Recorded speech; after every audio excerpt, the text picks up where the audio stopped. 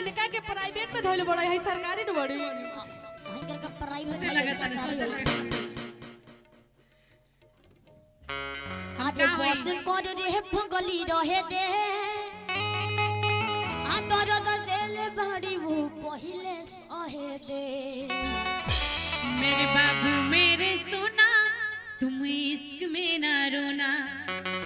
मेरे बाबू मेरे सोना तुम इश्क में ना रोना मैं लाख बड़े कब कर लो तुम ही मेरे होना देखिए उसमें लाइन है मुंह बंद कर रे पगला रहे दे अब रहे दे क्या बात है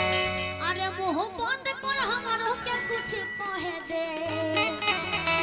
ए जाने कहे दे अब बस कर रे पगली रहे दे अब बस कर रे पगली रहे दे जब दिल बड़े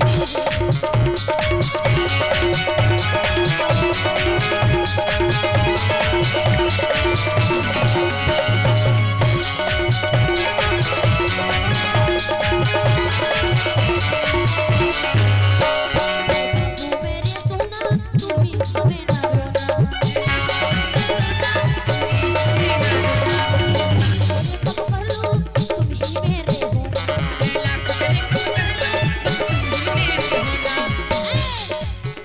मुंह बंद कर हमारो के कुछ कहे दे हाय देखो हमार भाव पीछे पीछे रहो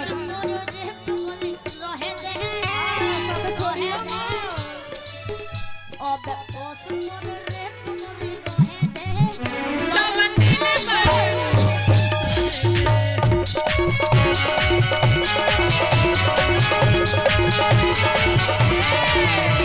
ए उजाला भैया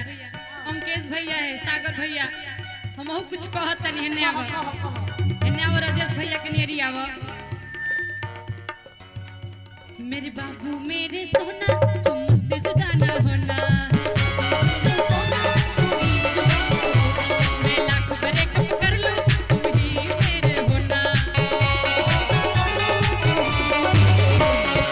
और क्या एक बात कैसे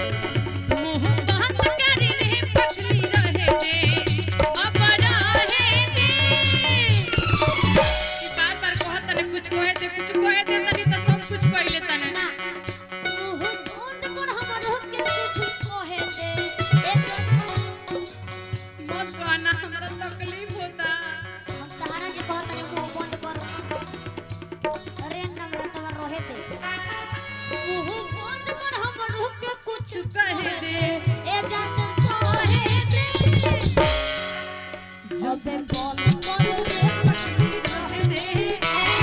बस कोरी रे पगली रहे दे तारा दिल बड़े